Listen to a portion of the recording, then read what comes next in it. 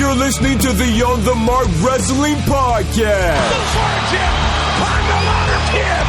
Make yourself famous. A podcast covering all things WWE. I have now returned to save the WWE. NXT. The beautiful part of NXT is that when one dream ends, another dream begins. And AEW. Holy wrestling.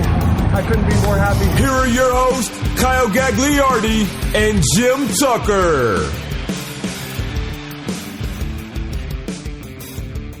Hello, everyone, and welcome to another episode of the On the Mark Wrestling Podcast, hosted by the Marks, for the Marks. I am your host, Kyle Gagliardi, and the man that is always joining me for this podcast is my good friend Jim Tucker, as I like to call him, Ducky. What's going on, Cal? You know what? I had a pretty eventful day, Tuck. I don't know about you.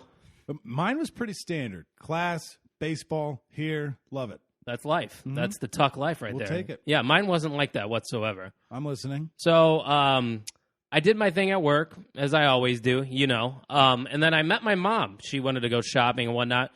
We went to a couple stores. TJ Maxx maybe was one of them. I don't know. You brought them up. But we decided to go into Home Goods, just, you know, maybe get some stuff for here. I mean, look around. Solid place. It's a place for the goods for your home. That's why they call it Home Goods. Yeah. So we're just browsing, you know, doing our thing. And then in the corner of my eye, I see Kofi Kingston and Big E Langston. What? Action figures, WWE action figures in Home Goods. Could you have ever guessed that I would find those there? No. I had a couple ideas. You sent some you were tweets close. at 2SweetKyle on Twitter. You sent some tweets out. Uh-huh. I had some ideas.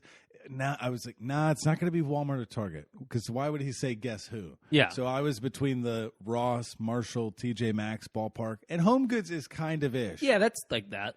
Nah.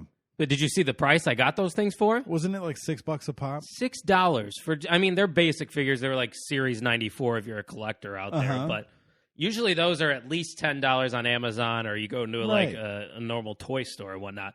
So I was like, well, I can't just get Kofi. I got to get Big E, They're too. both you know? here. Yeah. And I was like, where's Woods? You're literally losing money if you don't buy them. Exactly. And they had the WrestleMania 2-pack, so it was like Jeff Hardy and Edge for $13. Nah, come on. I was like, man, these guys are really giving them away at Home Goods. So if you want to go get some wrestling figures, more of the story, Home Goods might be the new spot. You might want to, if you're thinking about it, you might want to swing by. Just a quick in and out. Honestly, I told my mom I might go back just to see, you know, if they're Low getting risk, a new shipment. Low risk, high reward. Exactly. And if I wanted to resell those, I probably can make about $5 on them. Yeah, so no doubt. I'm not going to do that because I'm no scum. But other than that, we are proudly a part of the Overtime Sports Network, if they didn't hear listening over the past 8 episodes. Tuck, you want to tell us a little bit about that? Yeah, the Overtime Sports Network, which you are the president of, is a conglomeration, an amalgamation, big word. A juncture of podcasts and blogs, a bunch of like-minded individuals coming together for the sake of it, right? Yeah, we're not getting paid to do this. Yeah, it'll happen. We keep telling ourselves. We keep telling ourselves.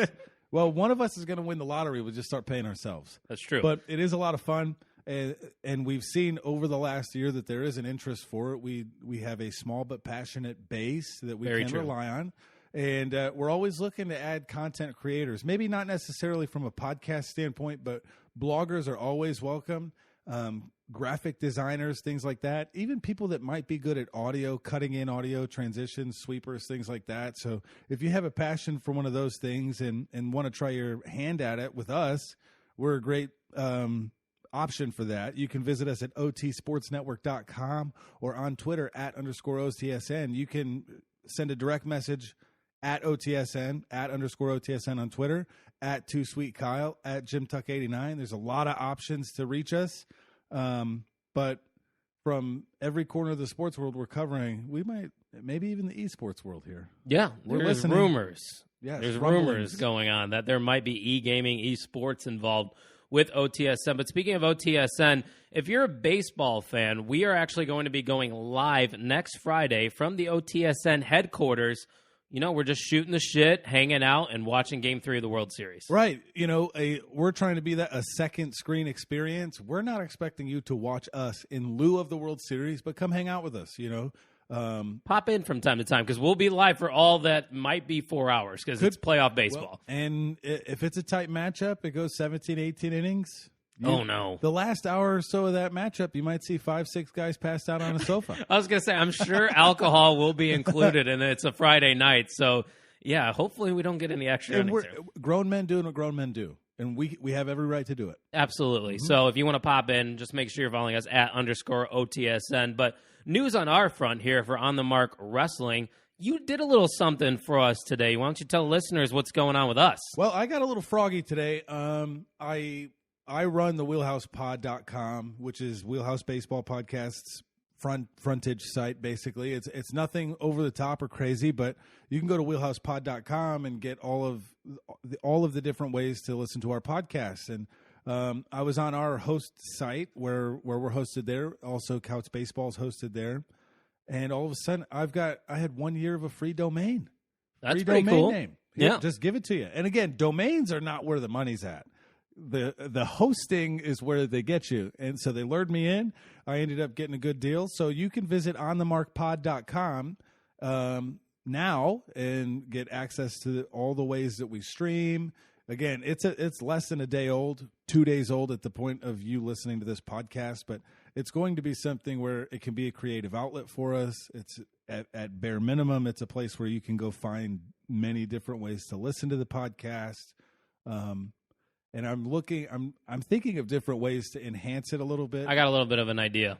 I'm just listening. gonna what am I trying to say right now? I'm not even gonna say what I was going to say. No idea. But how about on this page, since we're gonna be attending so many wrestling events coming up in November, we kind of just create, I wouldn't say a vlog, but maybe just some clips at the event, maybe some entrances, maybe talking to other wrestling fans, interacting with other people, you know? We can do that. I'm just spitballing here off the top of my head. Yeah, we can do that. You know, we can do it.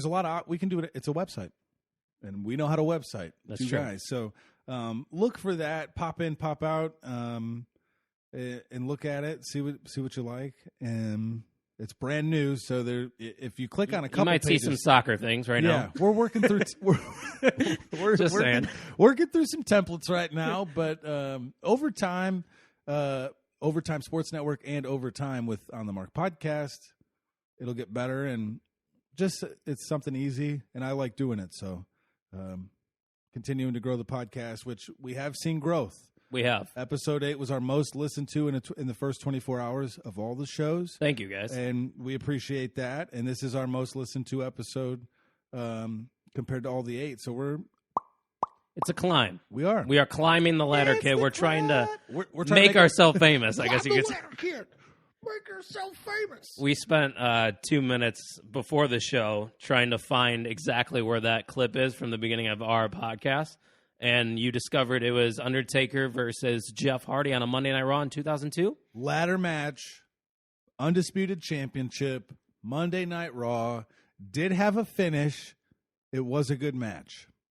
That should be part of your homework. Some of those things don't add up when we think about Monday Night Raw right now. Yeah. Ladder match, not really. Don't see those often. Good match, not lately. Not lately. Finish with the championship, never. On our TV, it's, so...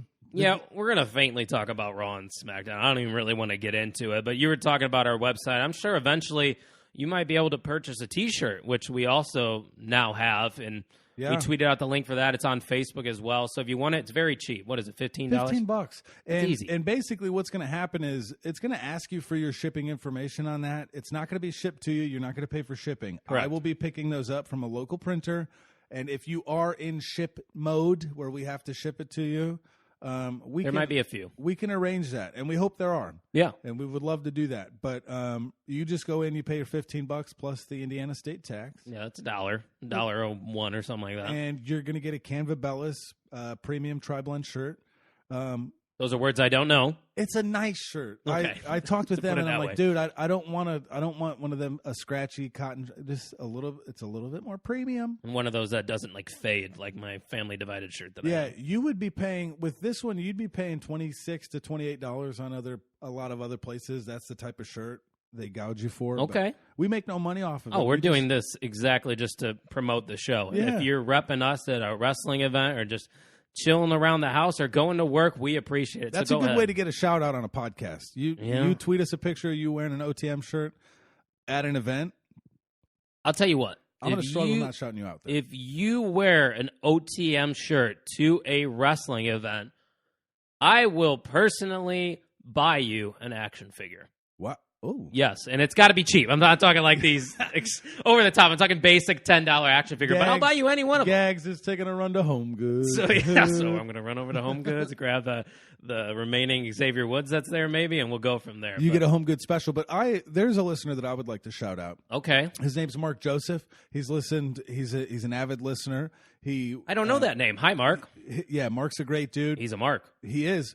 Will, his son, went to Crown Point. You're a former Bulldog. 2012. Played baseball. He's a 2014, 15, something like that. A little younger. Yeah, he's a little bit younger, but Mark listens to the podcast adamantly, and he has some opinions. He would like us to cover some other areas of the wrestling world that I don't know we're equipped Do we even to have dive the in. time to explore other things? The time is there, or can we make it? No. No, I mean, I've seen a lot of hype going on. I think it's NWA. Power. Yeah, it's the old cool. school. Yeah. It's cool. Jim Cornette's running that, right? Yeah. Isn't that how that is? Yeah, I think so. And I've watched it. I think I've watched 2 or 3 matches. I have not watched a full episode of any of them. They're just 1-hour spots on Facebook that end up on YouTube too. It's a cool set. It's nice. It's definitely refreshing to watch if you need something to feel less bad about after a SmackDown or a Raw. Yeah, speaking of SmackDown or Raw, we had the WWE Draft going on, and they kind of pitted this as the Fox Network versus USA. These were the people that were doing the drafting here. What was your thoughts just overall with the whole draft format, how they did things with the War Room and all that? What was going on in your head watching this draft? And as I'm putting the air quotes once again. So I was excited for it. Me too. Big shakeups, listening to the fans. Yeah. And then they basically held serve with many of their stars. And then the War Room reactions, just, the football robot.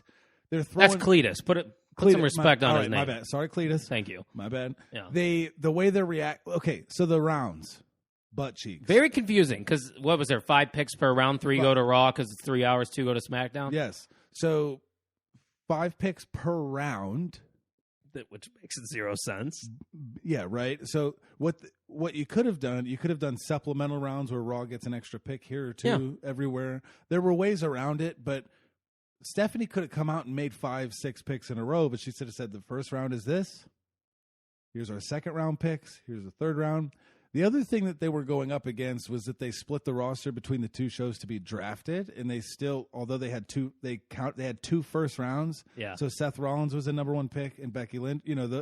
So it's a lot of that kind of stuff. The War Room, the people in the War Room were exactly the same on Monday Night Raw. That's just super corny. Those are just cuts. Yeah. That's trying too hard. I think that was probably a Vince thing, like, oh yeah, get the reactions in the back room, pal. That'd be funny. No, it wasn't, Vince. That's corny. We realize that. Well, and you're cutting War Room pictures, like clips, in the middle of that 5-pick round where they've made 5 picks. Yeah, so what are they reacting to? Right. Elias, Sin Cara? Or you cut back to Raw being pissed, but they've made 5 picks.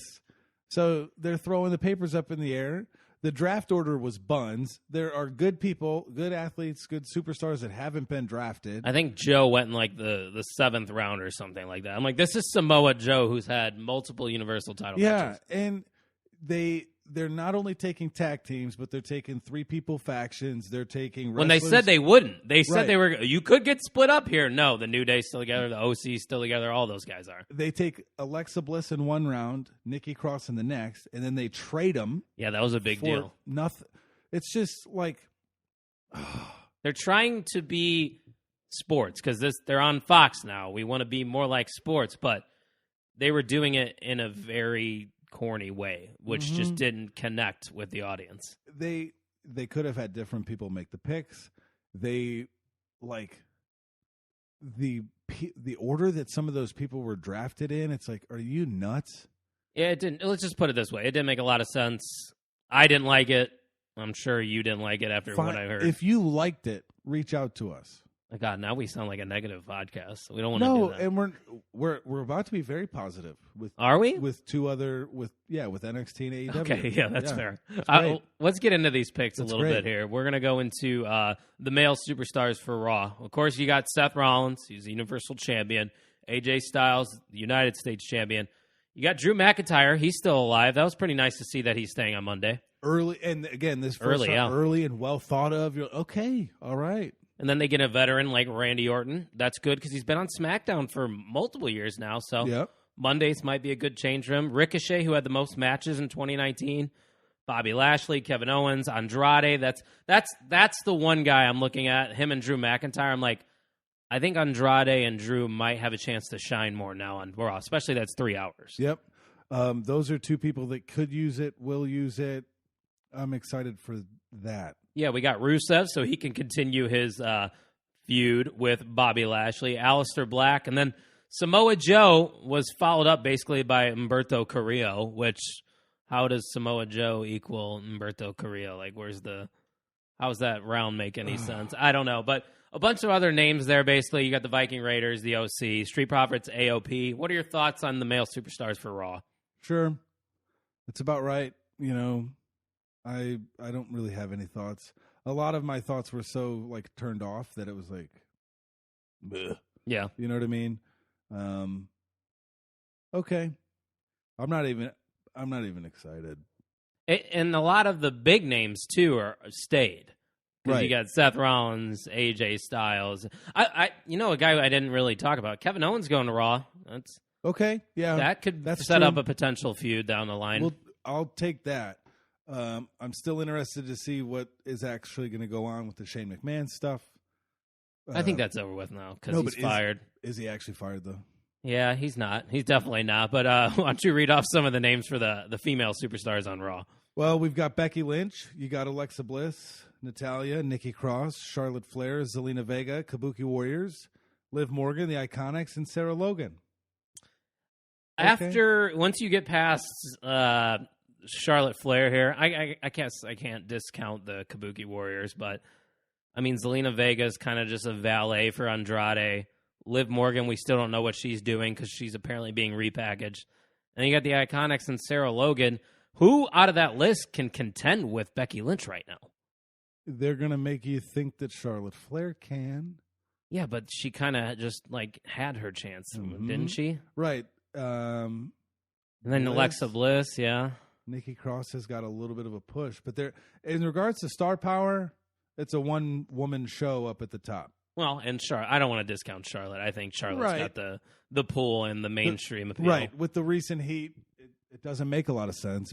And then eventually, if Asuka and Kairi were able to split, Asuka could be her own thing in singles competition. So I wouldn't mind it. That's something they could do there. But over on SmackDown, you got Brock Lesnar, Shinsuke Nakamura, Roman Reigns, The Fiend, Bray Wyatt going over to SmackDown, as is Braun Strowman.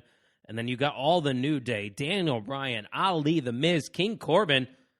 When you look at the male superstars, things are looking pretty solid over on the SmackDown side. Yeah, you could tell where the priority was with the redraft. Although Raw got 3 picks to every 2 that SmackDown had, it seemed like SmackDown won a bunch of the rounds with their 2 sandwich picks. They're definitely pushing it as the A show. Yeah, absolutely. Especially when you're moving Bray Wyatt over to SmackDown, which is very confusing because The Fiend is still feuding right now with Seth Rollins. They have a Falls Count Anywhere match at Crown Jewel. Right. And then there's rumors that there's a dark match scheduled November 4th after Raw for the Universal title. What? Isn't the brand split supposed to keep those guys away from each other? Isn't that the whole point? They've been very explicit in that wording of it. I think they even did an RIP wild card rule graphic. They did. I think the Fox WWE account did that. Yeah, I did see that. But I think what they're lacking is tag teams, though, because if you look at the tag teams, you got the Revival, you got the New Day. Those are very, very good teams. Dolph Ziggler and Robert Roode, very new. Lucha House Party, Heavy Machinery might have a chance here on this brand. Come on now. Come on, Turkey. We're coming! In the B team. So I think that's probably a weakness. And then the female superstars on SmackDown. Bayley, of course. Sasha Banks. And then after that, we got Lacey Evans, who was pushed into a title picture, but not anymore. Tamina, who was a 24/7 champion. Congrats. I think that's about the only thing Tamina's done in her career. Yep.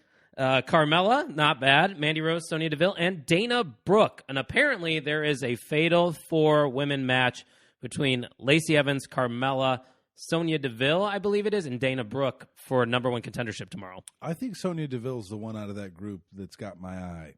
You like Sonya, don't you? I do. I can't put a finger on it. I think she's good at wrestling. Not a ton of huge poppy personality. Well, we haven't really got a chance Right. to see that, I think, especially with Mandy kind of overshadowing that. Yeah. She's got this body where she's not a monster unit, but she fights tough. She's a badass. She's bad, yeah. And I just like her. Where's Ruby? Is Ruby Riott dead? What? She had an injury. I'm injured? not sure what the injury was or how long she's out. Yeah. But I do know that it was pretty severe. So kind of Ruby Riott, Nia Jax, those, Nia Jax tore her Also, ACL. yeah. But eventually you would figure that probably, which division needs Ruby Riott probably more, and which one needs Nia Jax if you were to pick one for each of them?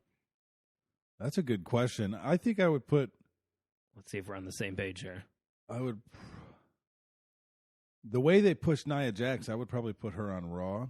Okay. Because she's a bigger-ish name. Yeah. And then I like Ruby in that SmackDown division with those ladies. She can have some good matches with Bayley, Sasha Banks. Carmella's not a bad match either. So right. I don't hate that. I was actually going to say the other way, but looking at it from a match standpoint, maybe. And then you got the history with Alexa Bliss if Nia were to come over there to Monday Night Raw. So that's something to keep an eye out for sure. But looking up and down these rosters now, these are the new thing for Fox and USA Network. Who's the ultimate winner out of all this, in your opinion? I think it's SmackDown overall. With the 2-hour show, I think they've got crowded, better pieces for a tight show. So I think what will happen. I think some of those guys are going to kind of whittle to the bottom and get Phantom traded over to Raw, maybe. Because I'm looking at this is a star-studded. I should say the male single stars, that is, because you got 2 hours. Not all these guys are going to be able to get TV time, and of course you got Cain Velasquez. That's probably a part of SmackDown. It's not official, but right. You would have to assume since he's feuding with Brock, and then throw Tyson Fury in with Raw and whatnot. But their women's division's not bad on SmackDown either. Who would be your next champion in the women's division on SmackDown? That is actually, for both. Give me the next women's champion for Raw and SmackDown. The next women's champion for SmackDown will be Sasha Banks. Okay. I think. Bayley Sasha feud. That's possible. They're looking tight lately, though. If I wasn't going to say Sasha Banks, I think I was going to say Carmella because she's done it before. Yeah, Lacey ain't ready for it. No, I agree with you. Now I can finally say Lacey's not. I'll start admitting it, guys. She's not ready for the title scene. That's 100% true. Yes. But Raw, who's going to dethrone Becky Lynch if it's not Charlotte Flair? Nikki Cross. That would be a huge win for her. She's crazy. They're not ready to push her like that. No. But that is another type of character that the crowd does get behind. They resonate with. She's crazy, all over the place. I got a dark horse for you. For Raw, that is. You're going to say... Liv Morgan. I knew it.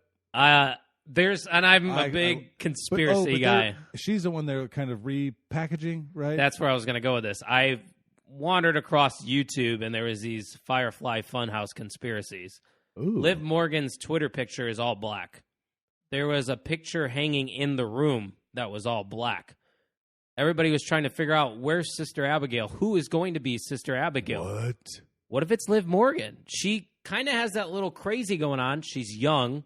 Give her a fresh new gimmick. Make her this dark, fiendish female superstar. I don't know where I found this. I'm going to try to pull it up here on my YouTube history and give the credit where credit is due. Would love to give credit to these people. This is one of those times it makes sense, though. I wish we video streamed this podcast because my reaction right here is like... Yeah, you're giving me big eyes right now. Big bug eyes. That's what you're giving me. That's nice. That's the only reason why I think I would say that Liv Morgan would be the next one, because other than that, who has a realistic chance of beating Becky Lynch right now? I mean, she's super over.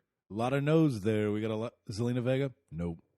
Maybe it was on my other phone. Nope. Oh, yeah. Either of the Iconics are both at the same time? Nope. Asuka as an independent? Singles? Sure.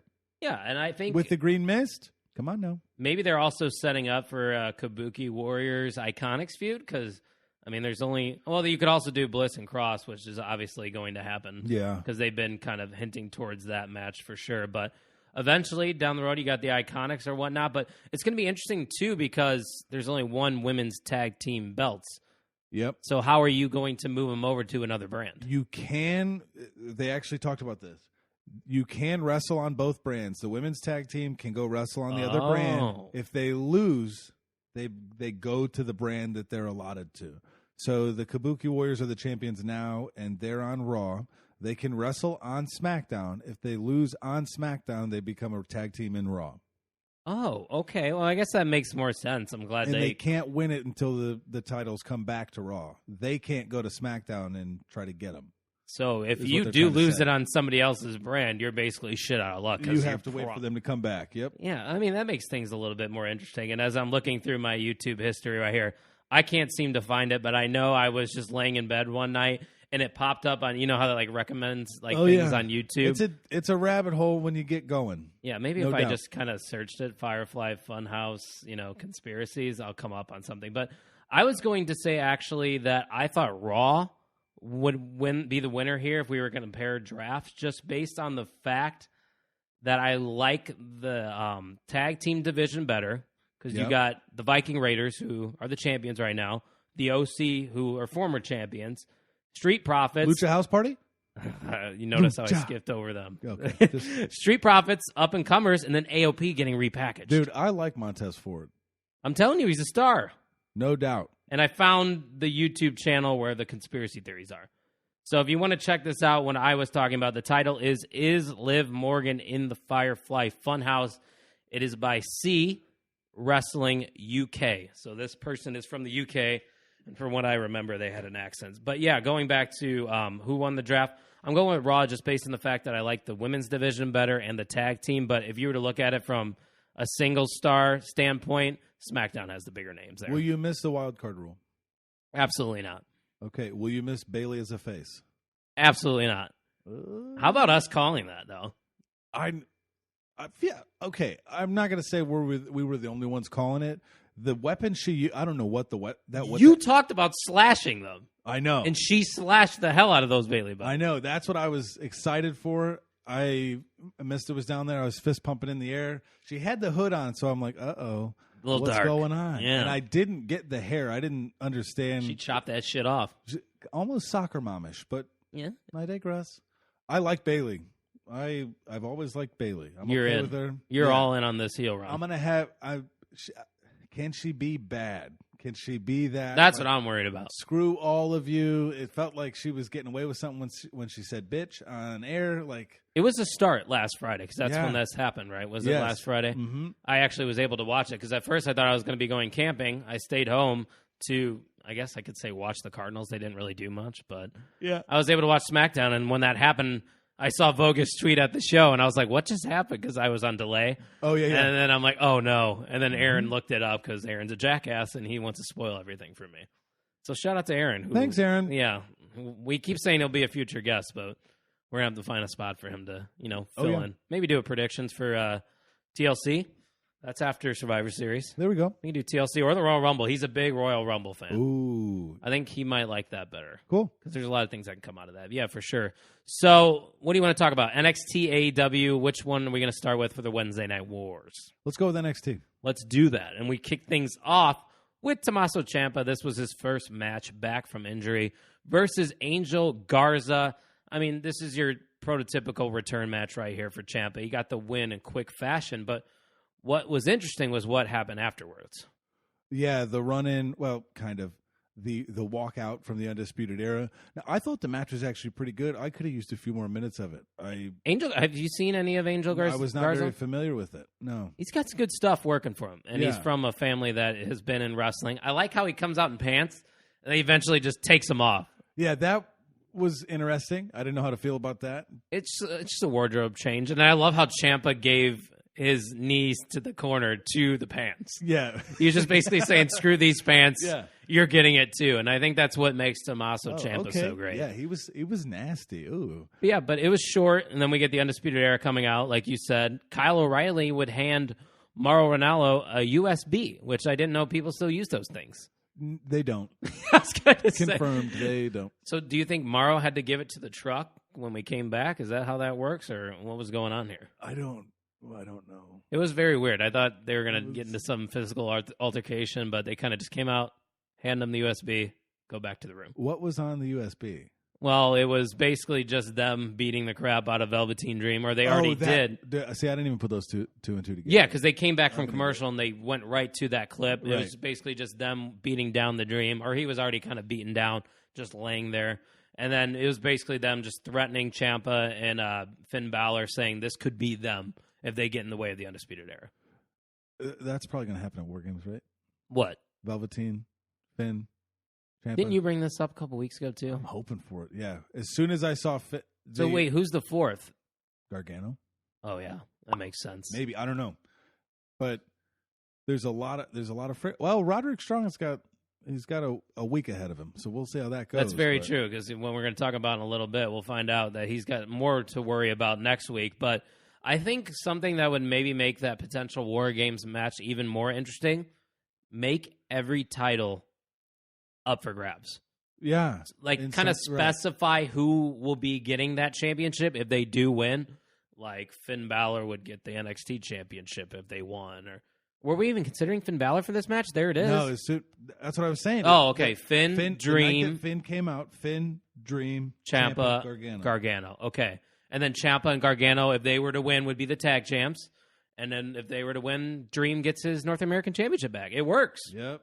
So, I mean, that's how you make a War Games match even more meaningful, right there. Right. Instead of just a bunch of chaos in between two rings. Still fun. They book it well, and it always is fun. But, yeah, it could be pretty heavy. The thing is, I have more faith in NXT than actual WWE. Oh, 100%. But, yeah, I'm excited for it. We'll see how Finn fits into the big picture. As of right now, I mean, I know we're still a month out. I'm way more excited for NXT War Games than I am Survivor Series. So we have no clue what's going to happen at Survivor Series. No. At least with NXT, and that's their next show. You have no faith. Well, and of the 5 shows we're going to, I think War Games is my number 1. I think AEW is my number 2. Dynamite is my number 2. Mm-hmm. Survivor Series would be 3 because it's a pay-per-view. Raw and SmackDown are 4 and 4. I'm kind of glad I decided not to go to Raw, because I feel like Raw is going to be the C show, as somebody tweeted at me, when it comes to NXT, SmackDown, and then Raw. Kidding. It seems like they're going to be taking a back seat, which is weird because they're the 3-hour show. They're the longest one. They're the big boy, but actually NXT's been going longer than SmackDown. They usually go about 10 or 15 minutes over. So you could tell that they really are trying to, steal some, viewership from AEW with that extra 8 minutes at the end for sure. But after that, we would get Oney Lorcan and Danny Burch, the 1-2 combo, going up against Imperium. What are your thoughts on this faction that Imperium has? I'm intrigued, but I've liked what I've seen so far. Not too familiar with them. Even from the Walter standpoint, I'm not super familiar with Imperium.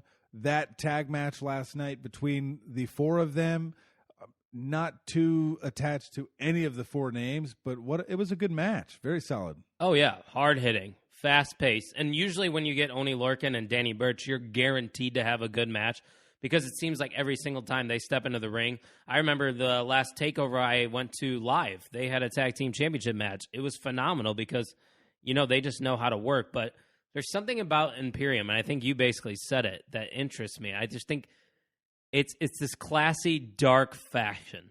Yeah. And it's the foreigners, the UK group, but they're almost so like proper. The which team from the Mighty Ducks?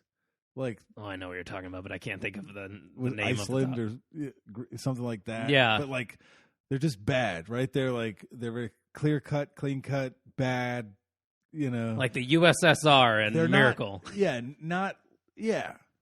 I don't know. It's just the intrigue behind them. I watched when they show up, and it was a very good match. Now, I saw Fabian Eichner is one of the guys that's a part of Imperium. He was in the Cruiserweight Classic as well, I believe. He's had some phenomenal matches. And when he jumps rope to rope and does a moonsault, you remember that spot that I'm talking about in that match? That's something to keep an eye out for. I am not sure what the other guy's name was that was wrestling. I know that Alexander Wolf, who was formerly a part of Sanity, is now a part of Imperium. He was the one that was on the outside looking in, but they got the pieces there. It's something that they are bringing over from NXT UK, but it still makes sense in the United States. Like, it doesn't feel lost in the shuffle, you know what I'm saying? Right. I agree. So Imperium would basically prevail in really good tag team action here, making them look very strong. Don't know what's next for Oney Lorcan and Danny Burch, but I do know they're a good match. That is for sure. Agreed. That would lead us to Io Shirai, who's basically just, been picking off superstar after superstar, and that's basically what she did here against Kaden Carter. This one was another short one, but I would really like to see a 10-minute match between these two. Yeah, that was my comment in what I wrote in my notes section. Could have used a few more minutes. And again, I know they don't have it, and they didn't have it that night. Absolutely not, yeah. But Kaden Carter, a new name for me. Formerly Lacey Lane. I think she wrestled a couple. Yeah, she was in the, what's the women's tournament I'm thinking of? The Mae Young Classic. That's right. She was in that. And they did mention that. A lot of interesting back and forth. The pin spots, too. The way they were avoiding and engaging in some of the pins. For what a 4-minute match? Yeah, it was not long whatsoever. I had it. I was watching it, no doubt. Yeah, their styles just seem to mesh perfectly, and that's why I think we both were saying we would like to see a little bit more from that. But it made sense to have Io win quick because this is just keep on building up Io Shirai. She is now on the dark side. She's got the cool entrance. She's got everything going for her. She's going to have to take care of these opponents quickly, and otherwise you would be making her look weak, which... Yep. Obviously, that's not in the plan. So Io Shirai gets another win here. You got to think she's climbing up the ranks in the women's NXT division, that is. Yeah. Which would then lead us to a match we have seen before.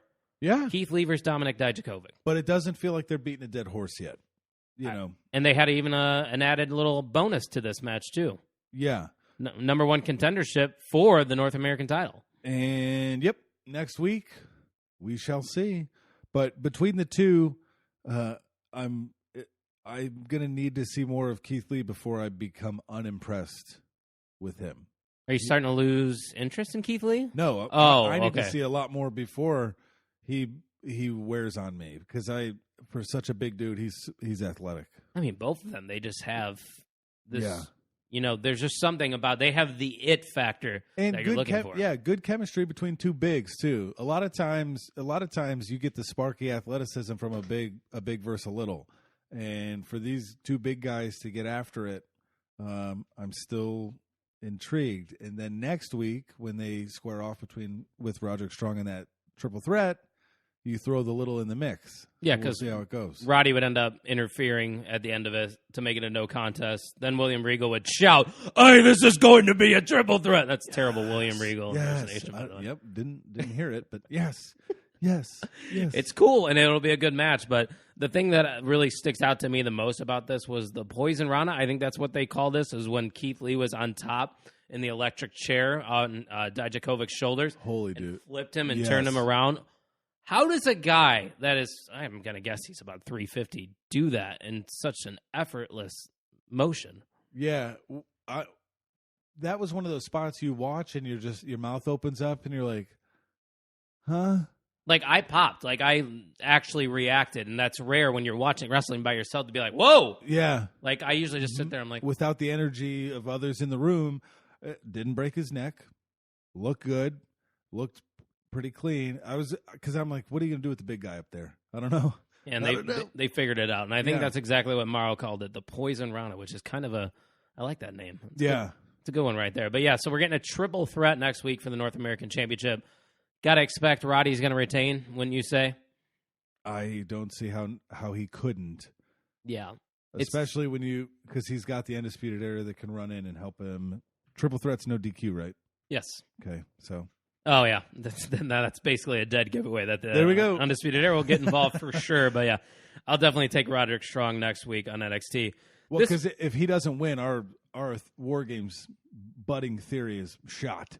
Well, it wouldn't be completely shot. Just we couldn't have that title implication on it. Right. And I don't know that they would do that, but They could still do the Undisputed Era versus that 4, but I'll tell you what, if they do put all the titles on the line, that'd be the second time in a row that we kind of either foreshadowed / called something here. That would be cool. I'm just saying. Take care. Give me a call. Matt, Paul, we're DM me. I'll give you my phone number. Will you? Paul Levesque. Yeah. Oh, yeah. You're a married man. Let's not forget about that, Doug. That's true. I'm happily married. Thank you. Happily married. Forgot to add that in there. You know who else is a married man? Bronson Reed? No, I don't know about Bronson Reed. I know Matt Riddle is, though. They had a match, and I kind of expected this to be like a 2-minute squash match with no offense for Bronson Reed, but it still kind of was a squash, but they let Bronson Reed get some offense, and I like what I see out of him. Yeah, I'm intrigued to see more. Like you said, I thought it would be a squash match as well, and it kind of wasn't.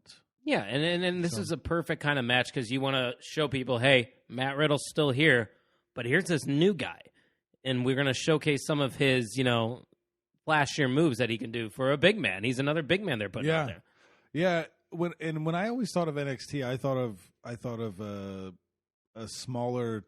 I just thought they were really good with the smaller guys, but like the indie guys, those smaller guys. Yeah, they got a stable of some big dudes now that work.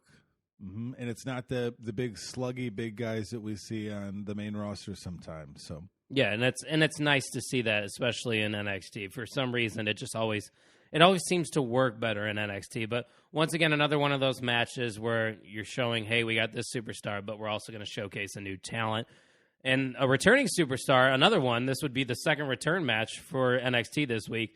Tegan Nox. You ever seen any of her work? No, sir. Oh, I'm a big Tegan Nox guy. Okay. And it has to do a little bit with the looks because she's easy on the eyes, but incredible wrestler. Yeah, it was a little quick one. Yeah, very quick. But I'm not too familiar with either of them, so I didn't really have an opinion. Tainara's been there for like 2 or 3 years, and for some reason she's kind of turning into the girl that is putting over the returning star. Mm-hmm. And I don't know if that's a good thing for her sake, but I mean, obviously, I think it means they have trust in her where, like, you can put her out there to make another person look good, and she's going to do it. But I feel like there's more to Tainara that we haven't really got to see. But like you said, quick win for Tegan Nox here, and it basically wasn't over after that, though, because we would have the Horsewomen come out afterwards. Yeah, okay. Dakota Kai was out there, too. Yeah, and she made her debut the week before her return, and I liked what I saw out of her, too. Yeah, that's Team Kick. Those two have like wrestled in the past. Mm-hmm. They're really good friends too. I don't know if you are subscribed to the WWE PC YouTube channel. WWE PC Performance Center. Oh no, I'm not. It's they basically just go into the real lives of all these NXT superstars, and apparently Dakota, Tegan, and Candice LeRae are like this tight knit group, like an inseparable three. And honestly, as friends and people. Yes, exactly. And you could tell too, because when Tegan Nox and Dakota Kai get together and wrestle, even when they were just, confronting the Horsewomen here, they had that chemistry. But I think this was basically them planting seeds, throwing Shayna out there. Maybe Tegan Nox is in her future. Maybe it's Dakota Kai. Who knows? But it was good to see Tegan Nox back, and I'm happy. And I think you're going to like her, too. I look forward to it. Yeah. And do you have an opinion on Dakota Kai yet, or is it another one of those things where you haven't really seen much? Wait and see, but I like, now that you've brought Candice LeRae into it with maybe the three of them, I like her style, so I could really see myself gravitating toward Team Kick, that three. Light bulb going off in my head. We're not going to just have one War Games match. Let's make it 2. Let's make it Team Kick with Candice LeRae versus the 3 Horsewomen. Let's go. I'm in for that. I'm in. I don't know how the other Horsewomen would wrestle, though. Have you seen them wrestle at all? It's Marina Shafir and Jessamine Duke. They came from MMA just like Shayna, right. But they're still very green, and that's what I hear. You can't trust. I think the ultimate plan when Ronda came to WWE was to have a 4 Horsewomen versus 4 Horsewomen match, and I think the rumors were for this Survivor Series here, or as Zelina Vega would call them, the 4 Horse Faces in front of Andrade. That's what did that happen? Was that SmackDown or Raw? Oh, it was Raw. The one that just happened, Raw. Yeah, and she looks right at Andrade and says, sorry. Yikes. Yeah, that was a botch right there. But yeah, that's something to keep an eye out for sure. Good to see Tegan Nox back. But then we would come back from commercial and Finn Balor. I thought we were going to get like an in-ring promo. That's what I was hoping for too. It's just like a quick, video package basically saying his future is in the past, which meaning next week he's coming back to NXT and he's probably just going to, I'm assuming, have a squash match. He's going to have to wreck it, yeah. We're going to have to see him beat up some people we don't care about and to make him strong. And I don't think they need to do that, though, because everybody knows who Finn Balor is. Why put him in a match against some nobody? And what are you going to bring him down for? You didn't bring him down for that. I get it. Yeah, because sure. He's there now, so you got to utilize him somehow. But I don't know. I think it's eventually setting up to what we all expect, either a War Games match or a match with Adam Cole, just one-on-one. So, baby. Hopefully, because I guarantee you, if Adam Cole and Finn Balor ever get into the ring, must see. They probably have, and I haven't seen the match, so if you've seen it, let me know. But that's definitely something to look out for in the future as well. And then that would lead us to our main event, Pete Dunne, the Bruiserweight, versus Damian Priest. This really was Priest's first true test in the WWE because he's basically had squash matches. What were your overall thoughts on this one? And the surprising, I would say, Priest getting the win. Yeah, I wasn't familiar with Damian Priest. He was formerly Punishment Martinez. Mm-hmm. I think that's a cool name. I'll give credit to him for that. Yeah. But I was, for him to be 6'4", 6'5", moved very well. Good match to end on. Didn't have the star power that AEW did at the end of the night. No. But Damian Priest did show well. Got the heel win at the end, hitting him right in the bullseye. Yeah. I did notice that. And I, when we started this match and they announced it, I was like, I don't think Priest can lose here because you've been building him up for weeks with the video packages and him beating jobbers. And I was also thinking, well, Pete Dunne rarely ever loses. He's a dog, right? He was the longest reigning UK champion. He ran with that belt for 600 plus. And very surprisingly fashion, Pete Dunne loses here. A long match, solid action. Like you said, it didn't have the star power that maybe most people are looking for, but if you're an NXT fan, you probably enjoyed it. Well, and if you're a wrestling fan looking for something that's not SmackDown or Raw, you were happy, you were satisfied. Yeah, it was very good wrestling. And this show was good. It was solid in my opinion, but it kind of was just like reintroducing people from the past, enhancing a little bit more talent. Yeah. So is that basically what you're thinking about this one? Yeah, I thought it was firm. The wrestling was good. I think NXT is setting itself a very firm expectation. Again, TJIW, thank God it's Wednesday. Mm-hmm. That's a new thing now. It is. And I just created it. I hope it's not for long. I really do. But yeah. I think next week they've previewed some of the matches. They're bringing out some of the guns to try to swing back because through 2 weeks, our scoreboard that we run on Wednesdays was tied up 1-1. NXT, we thought, won the first week, not in ratings, but in our opinion. Yeah, somebody asked that because they were like, in ratings, AEW's won every week, which is true, but we're doing this based on which one we like more. Right, and we liked NXT more. But in week 2, which we weren't able to record, we liked AEW just a little bit more. Like NXT last week wasn't bad. It was very close. It was pretty close. This week, I think it was a bigger gap. I agree. Between the two, and we'll talk about AEW here in a minute, but yeah, I think NXT, they must be looking at our scoreboard and want to keep it close. So that's why they loaded up next week. Right. Because they knew what happened this Wednesday on AEW Dynamite, which started off with quarterfinal tag team tournament action between SCU and the Best Friends. Now, I wasn't expecting this one. The Lucha Bros would come out and attack Daniels here before the match. I was very surprised. I don't.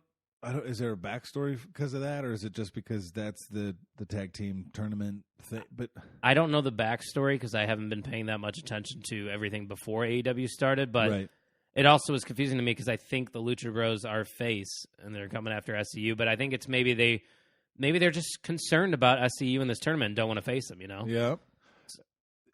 With Private Party scouting the match as well. That's true.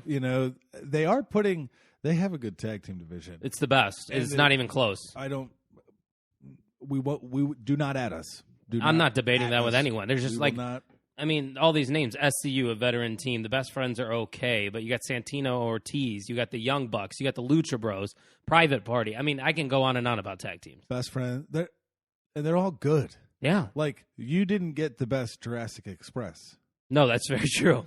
I forgot about them, too. That's another tag team. You got a good Jurassic Express still. Like, they played small, but they played well. They know how to play there. Yeah, it's just, they do tag teams well. I also, with AEW placing so much emphasis on the win and loss records, you're going to get more finishes. Yeah. And I'm glad that they've almost handcuffed themselves with that, where they don't want to muddle up guys with, 2, 2, and 4. Because in a no contest, in a DQ, is there an asterisk? Right. A lot of those like kitschy finishes, you're going to get hard-hitting wrestling that's going to come to a decision. And sometimes you're going to get those decisions that you might not agree with or you might not want, but at least you're going to get a finish. And it's going to go towards their record, and they always incorporate that and everything, which is what makes AEW very unique, and I think it's a good thing for sure. But agreed. Taking out Daniels, though, I think would make this match better because Scorpio Sky would end up filling in here. Very fun action between these two teams, and for me, Scorpio Sky was the star in this one. I think most of his stuff that he was doing in this was what shined the most. When he threw his shoe into the crowd and the crowd threw it back in, I popped over here. I was like, that's hilarious. I just love how the crowd is just that much into the wrestling at AEW. Yeah, the push is real behind Scorpio Sky. Even at All Out, he was impressive with his spots there too. So, in the notes, you comment that you're not a fan of the Best Friends. Are you? Nope. I was gonna say, I don't hate them. No, but in this tag team division, they go to the bottom with the Dark Order for me, and a lot of people might like the Dark Order. I just don't get it. I forgot about them. I don't get it. I mean, they're not bad, but the Best Friends thing, I don't want to say it's like a homosexual gimmick because it's not, but they kind of hint towards that a little bit with the stuff that they do. And I'm not against that by any means, but it's just, you can do better. I think with those talents right there, they can have a better gimmick. And the whole just, we're best friends. We love each other. We do everything together. It's gonna get lost in the shuffle with all these teams. You have a tag team, and their shtick is that they're best friends. And then you also have a tag team where there is a Jungle Boy and a dinosaur. And give me that. And people pick the dinosaur every time. Yeah. Every time. I also did not realize how solid Luchasaurus's like full body tattoo on that right side is. I don't know if you've ever seen it. No, I don't think I have. It's nasty. I'm telling you, he was on Big Brother or Survivor or something because I've seen that face before. The dinosaur face? No, the face, not the dinosaur one. But yeah, SCU would end up getting the victory here, and they will face off against the Dark Order next week. So, good. SCU is going to take that too. I think the SCU really needed this win, too, because they've kicked off a lot of the past shows like Fyter Fest and All Out and all that, and they've racked up some losses. So yeah, and they're a good veteran tag team. Yeah, they know how to wrestle, so they do need a little bit more of a push. And if Dark Order wins, I don't know. Dark Order got the bye because they won at All Out, so that's why they're in that position right there. So maybe they see something in the Dark Order. Who knows? But I'll tell you what, I see something in Santana and Ortiz here. They basically just faced off against two guys I've never heard of. We're going to call them jobbers. I don't know if you've ever heard of that term. Yeah, I have heard of the term. I haven't heard of those guys either. They look strong. Again, we're getting familiar with them, formerly known as LAX. They're kind of crazy.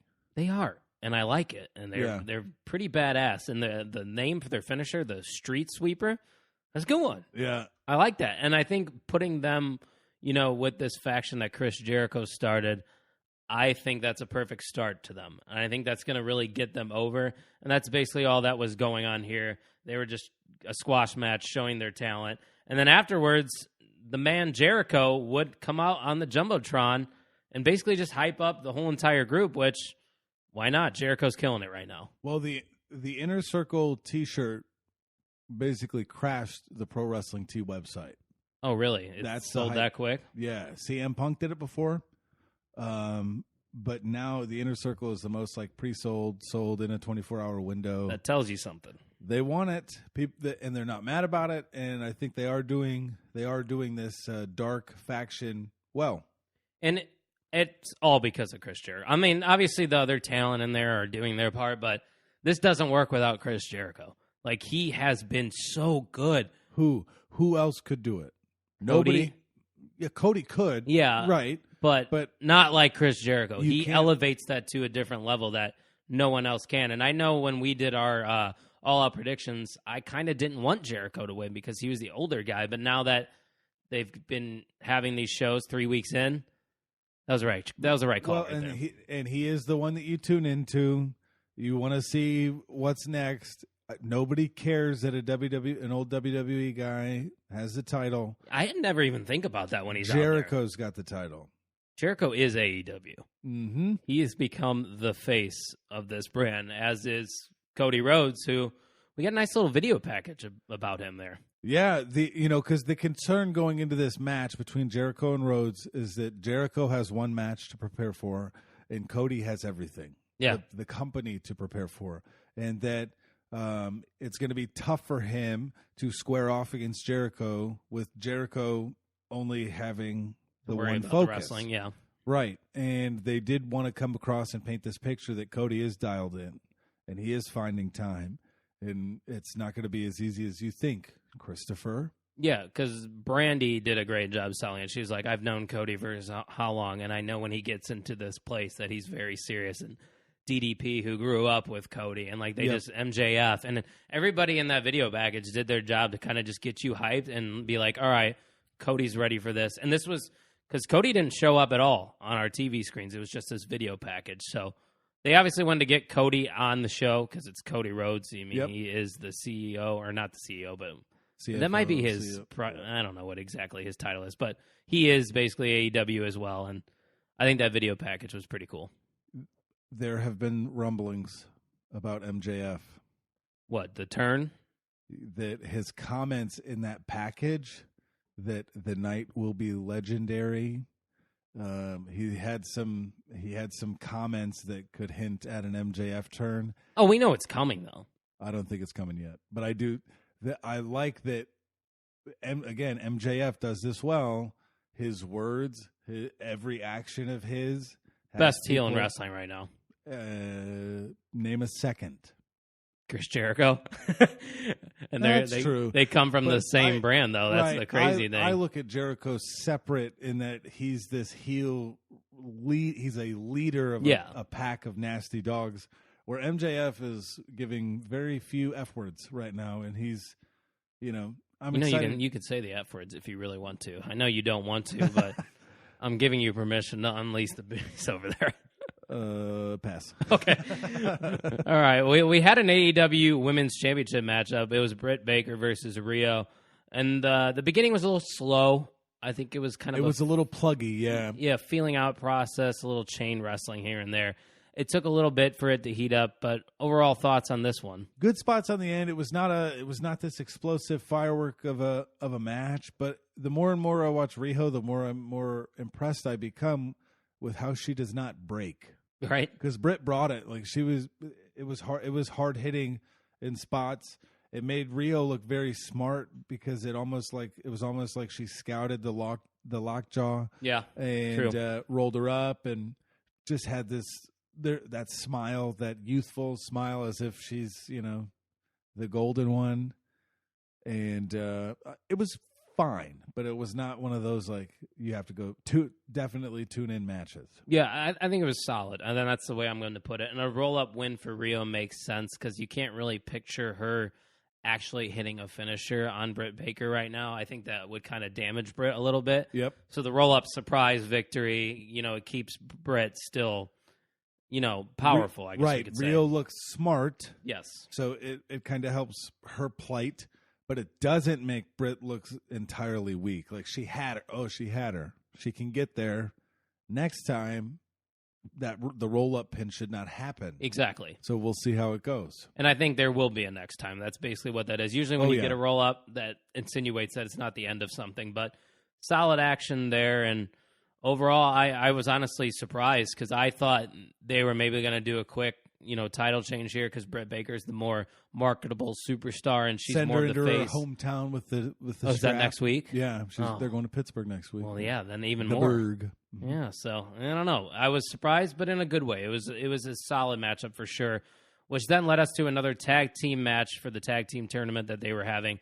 The Lucha Brothers, Pentagon and Phoenix, versus Jurassic Express without our guy Luchasaurus. Yeah, he wasn't there. Dealing with some thigh, hamstring, quad stuff. Oh, that's what stuff. It was? Yeah, something in the leg.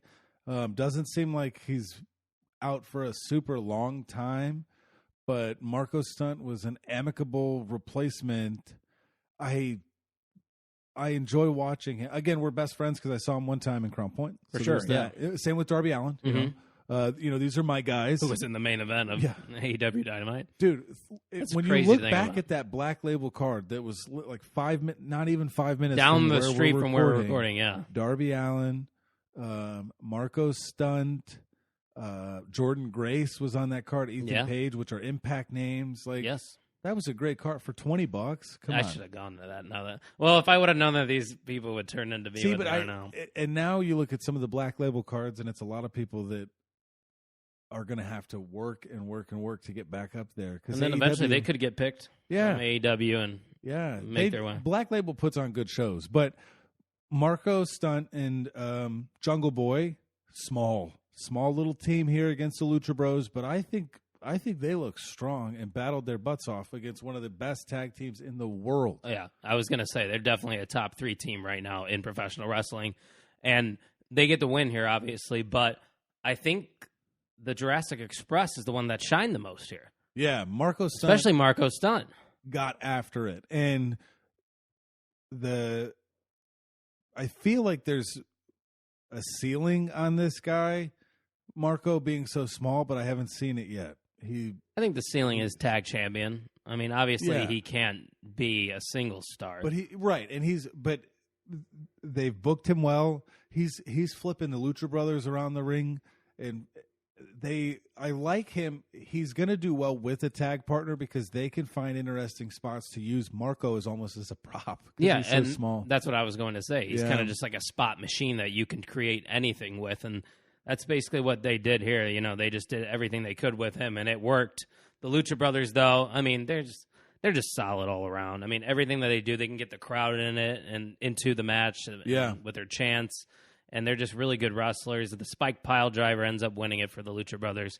They will advance in the tag team tournament, but the people that shined were the Jurassic Express here. No doubt. So, good all-around match there for sure because it put over both the teams in different ways, which then would take us to another tag team match. This one, I almost forgot about this one. Yeah, I almost did too. And I know one criticism of this show in particular was a lot of wrestling. Mm-hmm. Usually that's not a bad thing, but I could see that criticism because you kind of want to have some in-ring promos, maybe a little bit more video packages, but that's kind of the WWE way. Yeah, the viewers can use a break, a mental break, a Twitter break, something like that. I don't think it hurt this. In my opinion, it didn't hurt, especially comparing the two. But I think there is something to be said about the quick match here or there, things like that. But Kenny Omega and Hangman Page squared off against John Moxley and Pac. Kyle? Yeah, and I was kind of curious, and I don't know if anybody can answer this for me, too, on Twitter. Did Moxley and Pac ever have a tag team match or ever work together in WWE? I want to know. So if you know about that, go find it in the annals of WWE history. But I think it was a pretty good match. Me too. Eventually, you know, Mox and Omega would get into it because they're still feuding. They would grab their weapons, but, you know, Pac would just basically throw them out of the ring, and then Moxley would hit him with the DDT. And I think that's smart booking for Mox's character because he's always been that guy, even in WWE as Dean Ambrose. I don't give a fuck. I don't care if you're with me. If you mess me up or you get in my way, I'm going to hit you with this DDT. And that's what he did here. You know, he hit back, and then they ended up losing the match. But he doesn't care because he's John Moxley. He's one of those guys where the record's not going to matter. Right. He's going to, you know, I don't care about records. I'm going to go out, bring it. I'm going to do it my way. And did you hear Samoa Joe's shot at Renee during the draft panel? No. What did I miss? The first time they shot back to the panel on SmackDown, Samoa Joe looked at Renee. Renee, good seeing you. Good to know. Good to see that you're still keeping the lights on. Oh. Yeah. Oh, all right, Samoa Joe. Little shot. Yeah. Little shot. I got it. You noticed that. I think I might have fast forwarded some of that stuff there that they did, because that's another thing with the WWE Draft. I don't know that stuff was necessary, like the breaking it down in between the show. Like, do that on the backstage show that you have on Fox, which is pretty good. Not bad. I stumbled upon it on accident, basically. You stumbling upon it made me watch it. Yeah, and it's good. Those draft panels have a place there, but that was their attempt to make it so sporty. But it's like it felt like those rounds were so telegraphed or choreographed that it was like. No, but yeah, the backstage show in the WWE, that was pretty good. And like the sit down interviews and, get very personal with people. Yeah. Do Skype interviews with like Pete Dunne. It was good. And I think that's going to be nice for the WWE. But going back here, Omega and Page get the much needed win, because those two honestly have been on a little bit of a slide, especially Kenny Omega. No doubt. But God, I love watching Kenny Omega wrestle. And again, this is not a hot take or like. The crowd was hot for Kenny Omega. It was his birthday. Happy birthday, by the way. Congrats. Yeah. You made it. 36. Way to go, Is he really 36? Yeah. Ooh, I didn't know he was that old. Yeah. I mean, that's really not old, but. It's not that old, but I pictured him 32, 30. Same. Early 30s. Yeah. But he's just invested his facial expressions. And I don't know why I feel that with him out of all of them. But I think he knows how to play to the crowd, whether you're in the audience or you're watching at home, because he kind of, he'll like hype himself up. Yeah. To me, I think he actually feels the art of sports entertainment. Right. I get what you're saying. That, if that makes any sense. No, it does. But even just the way he runs the ropes and the looks. Yeah. He's got it all. And there's a reason there was always a debate. Who's the best professional wrestler? Kenny Omega is a name that people throw out all the time. You're going to hear his name. You're going to hear AJ Styles, Seth Rollins. But Kenny Omega, man, it's hard to disagree, because the guy knows what he's doing. He understands pro wrestling, that's for sure. If you could be one of the three, would you be Kenny Omega right now? Kenny Omega, Seth Rollins, AJ Styles, in their current plight, in their brand. I'll tell you, it's definitely not Seth Rollins, because you're getting booed out of every building now. Golly. They've bad. Booked Seth into a corner. AJ's kind of just floating with the United States Championship. At least Kenny's back on the chase here in AEW. Like, and the heat that he gets, not bad heat, but the fire that he gets from people when he's in the ring, I think I'd probably want to be Kenny. Oh, yeah, absolutely. And you get to feud with Jon Moxley, we've seen the work that he has done in the past. But that would then lead us to the main event of AEW Dynamite here in the week 3 of the Wednesday Night Wars. Chris Jericho, the AEW champion, would put his title on the line in a street fight against Darby Allin. You got to like the street fight, because it always makes things more interesting. Yeah, and if this is the kind of match we're going to get to round off AEW every week with TV time remaining, I'm watching. Oh, yeah. And this match had it all. I mean, this was your classic, young guy, up-and-comer versus the vet. Mm-hmm. Darby Allin has 4 years of wrestling experience. Chris Jericho has wrestled 6 more years than Darby Allin's been alive. Yeah. That's Chris an actual Jericho thing. Has forgot more about wrestling than Darby Allin knows. Exactly. Mm-hmm. But everything seemed to work, and it was the perfect main event. You had crazy spots, and then Jericho would incorporate tape, end up taping Darby Allin's hands behind his back. But that didn't stop Darby Allin, because he was still able to do offense with his hands behind his back. He doesn't have his arms tucked, and he's doing spots, and they look good. Yeah. He looks better with no arms than some do if they had an extra one. I tweeted that him with his hands behind his back is better than half the people wrestling. No doubt. Because he was doing high spots and just absolutely everything he could. But the only critique I would have about this match wasn't actually the wrestlers. It was the ref spot. I think she kind of forgot that in a street fight, you can't really break it with a rope break. Yeah. So when that happened, I forgot exactly what they chanted, because the crowd noticed too. Uh-huh. Oh, I think they chanted street fight. And then everybody was like... friendly reminder, there is a street fight going on. So, obviously, that's the one thing. But, Jericho would end up getting the win thanks to Jake Hager interfering. But ultimately, in this main event, your AEW champion gets the win. And you're also making a star in Darby Allin. Yeah, I'm excited for Darby Allin. So Damian Abraham is a producer that made a docuseries called The Wrestlers.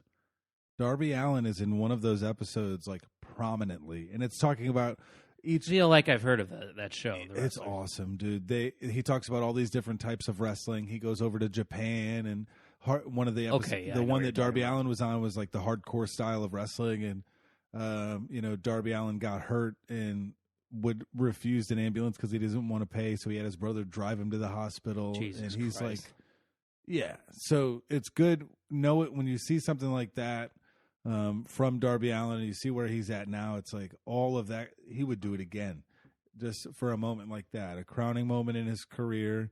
Not the end of the line for Darby Allin.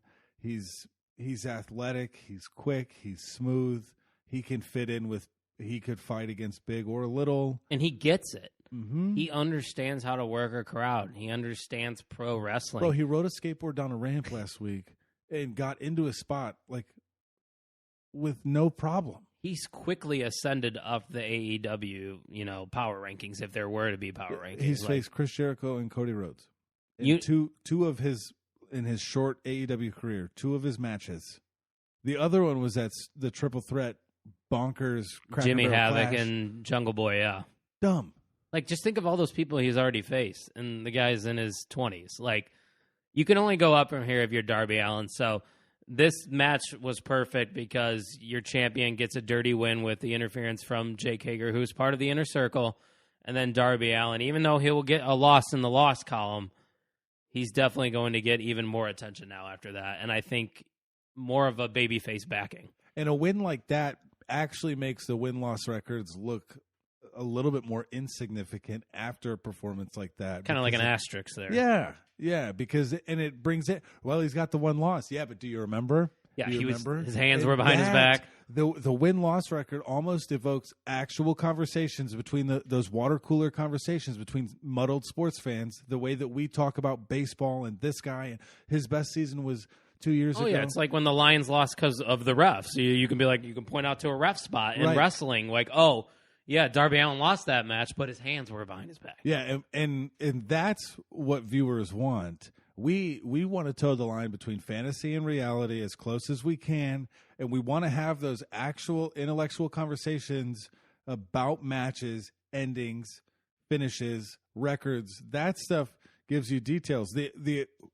The only thing AEW is missing is the advanced statistics that they have in baseball now. Like, what is Darby Allin's WAR? You know what I mean? Yeah. If you want to have a conversation in depth like that, but a win like that for Darby Allin, like I said, it is a loss, but it's always going to come with that side conversation of, yeah, but he gave Jericho a run. He looked great. So it pairs that conversation well, and I'm very intrigued. I didn't know how it was going to work with the win-loss record because I thought they were going to end up booking themselves into the corner. Yeah, and there will be tough. I'm sure there will be to moments, be made. Yeah, the Young Bucks took a loss to put over Private Party. Right. They're not down now. No, absolutely not. They're the Young Bucks, and that's something that's going to differentiate between AEW and every other company is that these win-loss records are going to be brought up, like you said, when we're talking about it here on a podcast. Mm-hmm. Like, who deserves to be the next person after Cody Rhodes? Is Darby Allin in consideration? Are we talking about Kenny Omega or Pac? Like, you're going to have to start looking at that kind of stuff. But overall in this week, we have NXT, we have AEW. We didn't even talk about Raw or SmackDown because the one word we would describe those shows is bad, especially Monday Night Raw. So NXT versus AEW, the scoreboard says 1-1. As of right now. What is your vote for this week on October 16th, 2019? I am taking my 1/2 of a point, and I'm throwing it at All Elite Wrestling Wednesday Night Dynamite. I'm going to pick what I'm wearing, and the people obviously can't see what I'm wearing. I am wearing my All Elite Wrestling I Couldn't Be Happier shirt. All Elite Wrestling, I couldn't be more happy. I'm shouting out our intro right there. But yeah, no, out of all the matchups, and we've only had 3 head-to-head matchups, that is, I don't think this one's the biggest differential between the two. Yeah. I think AEW definitely shined more than NXT did. You could have a conversation, a very fair conversation on the first 2 weeks, again, NXT was a good show. It was, yeah. I would watch it again. Right. It just shows you how much stronger AEW was this week. And I almost wish there was something to rival and kick Raw and SmackDown into gear. Now, Bischoff's off of SmackDown. Yeah. Bruce Pritchard is somewhat breaking news there. Yeah, Bruce Pritchard's taking the reins. I don't know. We'll see. But if it's going to be this sporty shtick where they bring in NFL people all the time and, it's not going to work. They don't want to see that. Like, pro wrestling fans got into it because it's professional wrestling. It's not sports. It's not, right. This is scripted. This is like a movie that you're going to go see in the movie theaters. This is the Avengers. This isn't real life. Yeah, it takes you away from real life. Cirque du Soleil. Yeah, it's the feats of athleticism, and we still feel that realism in AEW, and I think that's what gives them the edge right now. Maybe when it comes to just the whole WWE versus AEW thing. I feel like our biggest criticism of AEW this week was that there was too much good wrestling. If that's a thing, start to finish, there was too much wrestling, and if that's what we're complaining about, you're in a great spot.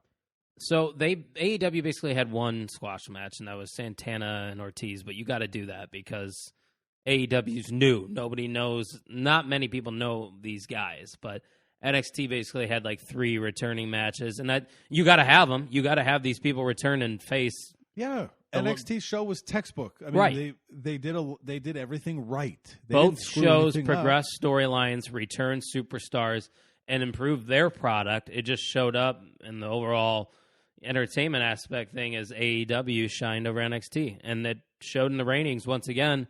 Both shows' ratings did go down. AEW was at 1 million, NXT was at 712,000. So something to think about. I mean, obviously you're going to see them go down here and there, but even a Wednesday, on a Wednesday between a Raw and a SmackDown, you still have 1.7 million people tuning in to watch smaller known, lesser known brands. Not better or worse, but they don't have that curb appeal that Raw and SmackDown do. It's a great time to be a wrestling fan. And then you also have NWA Power. And then you also have all the indie shows like Ring of Honor is still around. New Japan, Ring of Honor, Evolve, Impact. who is working with NXT. Yeah, it's bonkers. There's not an excuse if you consider yourself a professional wrestling fan not to be enjoying what you're watching. There is something out there for everyone. I enjoy WWE. It's just right now it's hard for me to, get really passionate about it. And I think it's good that AEW is around right now because imagine there not being AEW on my television screen every week. What other pro wrestling am I going to watch on TV? Monopoly is not good for a consumer. And AEW, like we hoped, has also elevated NXT. I just wish it would kick Raw and SmackDown in the pants. And move AEW to Monday. Jeez, please. It's doing the exact opposite with Raw and SmackDown. So hopefully they can turn things around. But like we said, NXT good. AEW is just better. So AEW goes up 2-1 in our Wednesday Night War scoreboard. Yeah. Yep. And we'll continue. We're only 3 weeks in. So trying to keep a scoreboard between Raw and SmackDown is like, we don't need to do that. No, it's senseless. There was no winner. Take points away. Yeah, I think that's what we would do if that was the case. But it is nice. I do look forward to the Wednesdays to see how the two brands pair with each other. I think Thursday of next week's probably our next show. Huh? Yeah, I'd say so. Thursday's probably going to be a nice little pocket for us, yeah. It'd be hard for us to record on Wednesdays because we both now are watching 2 shows on Wednesdays. You can't find time to record there. And we want to talk about those shows that happen. Yep, so. And you get to wrap up the Wednesday Night Wars, which is kind of the freshest for us, yep. I think for most people. And you could touch on SmackDown and Raw as well. Again, go over to onthemarkpod.com. It's going to continue to be built over the next couple days, and the link to buy a T-shirt will be there as well. Follow us on Twitter @PodOnTheMark. Check us out. T-shirts are available. The first press or the first run of these T-shirts will happen after the 25th, so we're making a big push over the next week or so, and then once we get all those orders in through the 25th, I will collect them. We will distribute them as we see, as the orders indicate to us. Do we have anything on the back of that shirt? Nothing on the back of that one. But we can order. We can also, and we probably will open up a Teespring account where we can do anything. Multiple designs. Yeah, our OTM shirt that we're debuting right now looks very similar to another shirt, another 3-lettered logo. It's a spin on the NWO, I guess. I guess we're going to put that out there. It 100% got flagged for copyrights, even though it was completely genuinely made by somebody else. We paid somebody else to do it. It doesn't really look. It's different colors. The font isn't the same. Yeah, everybody kind of gets it, but it's like it's 3 letters in a box. So apparently it was enough.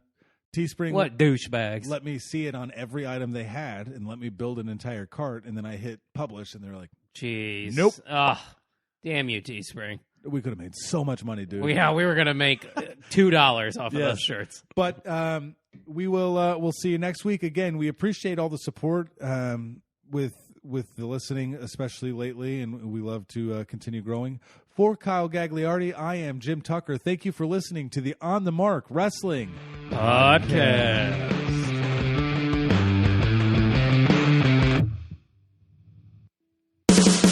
Thanks for listening to the On the Mark Podcast. Brock Lesnar going for an F5 to Cena for the championship.